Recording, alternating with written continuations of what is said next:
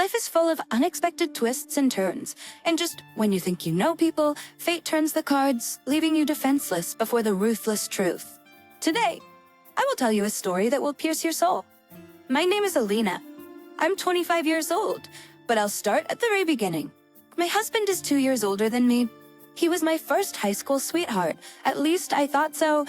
Yes, there was a liking for him, even a passion at first, and then it turned into a habit. My husband carried me in his arms, dusted me off, took care of me when I was pregnant, so he spoiled me. A year after we married, my daughter was born. I didn't go to school or work, and my husband studied and worked. It is true that money was tight. My husband was just beginning to make a career, and I was beautiful and therefore capricious. Other than taking care of the baby, I did almost nothing around the house. My mother was doing it, and she didn't like it. I began to get annoyed with everything: the house, the family, and my husband. All in all, we lived with him for 5 years, and with those years, I felt completely cold to him. Although the fact that I do not love him, I realized after the birth of my daughter. All this time, I just let him love me. Then one day, I looked in the mirror and realized that my husband was not the man I wanted to spend the rest of my life with.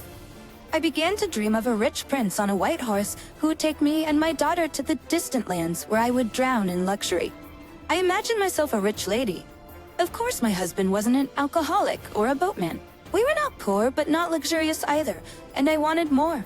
For myself and for my daughter, and so I waited for my prince. Goddamn him! I met Vitus, 33 years old. His parents emigrated to Switzerland, where he lives now. He speaks good Russian. He has his own international tourist business, a chain of his own hotels for tourists. At first, he and I just corresponded secretly from my husband, but then we communicated via Skype. I was a caring mother the whole time, pretending to be a loving and tender wife, despite the fact that sex with my husband had become part of my domestic necessity. At the same time, I was dreaming about my prince, whom I had already fallen in love with no memory and a new luxurious life. And then that long-awaited day arrived. Vegas was going to come to Poland, and it would stop by our city. I was just over the moon. The only thing that scared me was the upcoming conversation with my husband, because he loved me. Vitas arrived a week after informing me of this. I met him at the airport with a gorgeous bouquet. Then we went to the hotel where he rented a business class room. After that, we took a walk around the city and then went back to the hotel room, which is where everything first happened between me and him. I felt like I was in a fairy tale. I hung out in his room for 2 days, turned off my cell phone, and at the time I thought about nothing but my happiness. Vitas told me that he had finished his business in Poland, that he was going home and was ready to take me and my daughter with him, me as his bride. I immediately agreed. There was a crucial moment to talk to my husband. When I got home, my husband attacked me, telling me where I was and everything, that he had already called all the hospitals and wards and was going to report me to the police. But then I told him that I was leaving him because I had met and fell in love with another mayor. I told him that I was leaving with him and that I was taking my daughter with me. He fell to his knees, cried, begged me to think, but he seemed so pathetic to me at that moment. I told him not to humiliate himself, not to embarrass himself, and to accept everything as it was. All he had to do was give his written consent for his daughter to go abroad. He said that I decided I could leave, but he would not give me his daughter. I threw a tantrum, called him a loser, that because of his stupid jealousy and resentment, he deprives his daughter of a bright future. Then I began to convince him that I was not depriving his daughter, that she could come to him on vacations, and he could come to visit us. We were even ready to pay for his trip, but I was not going to deprive my daughter of her own father. They would talk on Skype at least every day, but my husband was reluctant.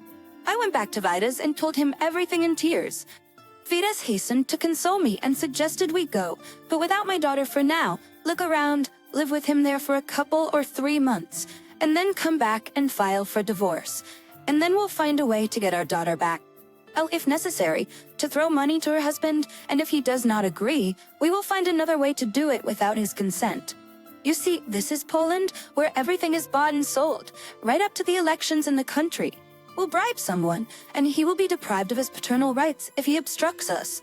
In that case, he'll never see his daughter again. We'll think of something. I told him I had to pack. He laughed and said he would only take my documents, and that he would buy all the things I wanted on my arrival, old things for me to leave here, along with the old life to my husband, as a memento. Let him look at them and remember the woman he lost. These words made me feel a prick of conscience for the first time because my husband was not guilty of anything. When I came home to get my documents, I started to persuade my husband again to let my daughter go with me. I told him that millions of people meet and break up. I admitted that yes, I was being mean to him. I even asked him to forgive me, that we shouldn't deprive our daughter of a better life because of unnecessary fences. But he did not want to listen to me. He started to talk about leaving again, said that it was a blur and that he was ready to forgive me everything. But I didn't care anymore. I said that I would come back, and we would continue the conversation in court. Just before we left, Geddes told me that we had to stop by his hotel in Turkey on the way. Some unforeseen things had come up, just for a day to sort out some formalities, and from there we would fly to Switzerland, and at the same time relax. I was glad. When we arrived in Turkey, we were met at the hotel and escorted to his room, which he told me was his own. They brought champagne and a late breakfast, but he opened a bottle, poured glasses, and said, "Here's to new life."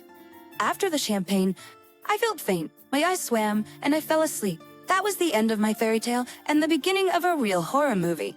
I woke up in a wet Dallas room, completely naked on the floor, without my phone and documents. After a while, 3 guys of Slavic nationality came in and congratulated me on my arrival. Then I was beaten and abused.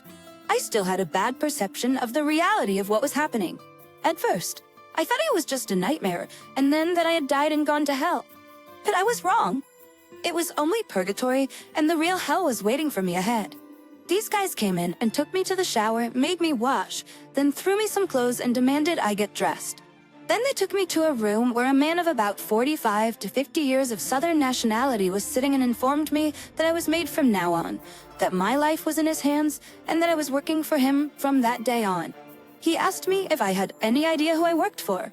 Later I learned that this same Vedas, or whatever his name was one of a bunch of couriers who delivered beautiful girls for prostitution, not only from Poland, but Belarus, Moldova, Trace, Russia, Czech Republic, a new, beautiful, easy life, and then they sell them for profits. Although there are enough people willing to go, they're not interested in drug addicts and girls in passion. They choose the clean and beautiful, and they don't mind the married ones. And so when I protested that I would not become a prostitute, they hit me again. And then they shoved pictures of my daughter in my face and told me that if I refused to work, if I tried to run away or commit suicide, there were their people in my city. They knew my address. They would find me and rehabilitate my family. Then they made me call my husband and tell him that I had found my happiness, that I would have children of my own, that I was no longer interested in him or my daughter. I did as they said. My husband told me not to call again and to forget the number once and for all. At the same time, this guy said that if I was smart, obedient, and did a good job, I would get a nice bonus. What followed was 6 months of hell. I was sold like cattle at the market. Bullying, humiliation, and beatings became the norm. Several times I got pregnant, had abortions, and then I was forcibly sterilized, and now I can no longer have children. Most of my clients were perverts, sadists, and scumbags, sometimes even several at a time. It hurt and disgusted me to think about it. After a year and a half, I managed to get out of it. I was taken by a client, a compatriot, and an older man, who said that I looked a lot like his daughter, and I told him about my misfortunes. He suggested I run away, but I said no, telling him they would kill my family, to which he said, convincing me that threatening my daughter was just a threat and a bluff. And what's the point of doing anything about my daughter after she escapes? To hang another problem on themselves, they won't risk it. In general, he persuaded me, and he managed to deceive me and bring me to the embassy. And as I found out on the spot, this man was a reserve officer of the Ukrainian Secret Services, and he began his career in the Soviet KG. My passport was restored. I had the normal amount of money I had saved over the year and a half, and I returned to Poland. I thought that this was the end of my nightmare, but it wasn't. There were other people living at the address where I used to live with my family. I found out that my husband had declared me missing, filed for divorce, sold this apartment, and bought a new one, bigger and in a more prestigious area. He took my mother to his place and took custody of my daughter. Psychologists worked with me. I had money, and then I learned to be a hairdresser. I told the police everything and even filed a complaint, but they languidly promised me that Interpol would deal with them. And then I tracked down my ex-husband. I will never forget that meeting. He didn't even say hello or ask, but asked what I wanted from them. We sat in a cafe for 3 hours. I deliberately told him everything, but in his eyes, I saw not a shadow of sympathy or pity, but only coldness and pity. My husband told me that neither he nor my daughter needed me, and that I should go back to the panel where I belonged. I told him I wanted to see my daughter and was legally entitled to do so. He said with a chuckle, "So sue me," and pulled out a stack of pictures from his inside pocket and threw them on the table. My benefactor was right. These scumbags did not touch my daughter, but they sent pictures of my husband to an email address where I am with clients. My husband said that I can take them as a memento. He still has them, and in court, if I try to fight for my daughter, he will show them. Also let my mother see me, and she has a heart condition. She just can't survive it. In addition, he recorded our entire conversation on the phone, where I poured out the soul, hoping for forgiveness, understanding, and sympathy. I have never seen my husband like this. He has always been a soft body to me, ready to step over himself to forgive anything. But here I saw before me a completely different man, cruel, cold, who did not hide his pity and hatred for me, despite the fact that he had once loved me. Of course, on the one hand, I understood him. I had betrayed him, but I had paid the price. He told her that I was dead, that before my betrayal. I was a loving wife and a caring mother. Let my daughter remember me that way. Better let her think of her mother as dead than as the one who betrayed her family, ran off with her lover, and became a prostitute, even if the latter was not of her own free will. So what difference does it make? I tried to talk to my mother, but I met with neither understanding nor sympathy. She told me not to dare go anywhere near the daughter she abandoned, and not to convince them that it wasn't like that. Now, I don't even know what to do. I often think back to all the good times we had with our family, and with my husband. How he was kind to me, but I didn't appreciate it. And I ask if it is worth the fight. I really want to see my daughter. I miss her very much, and my husband too. What do I do now? I repent of everything. What's the bottom line? My only daughter lives with her ex-husband, and I am in my late grandmother's apartment. The mother also lives at her ex-husband's house, and they have no contact with me. They also don't let me see my daughter. Well, friends, and I warned you that the story would be creepy, didn't I? I don't know about you, but I had a hard time reading it. If you're interested.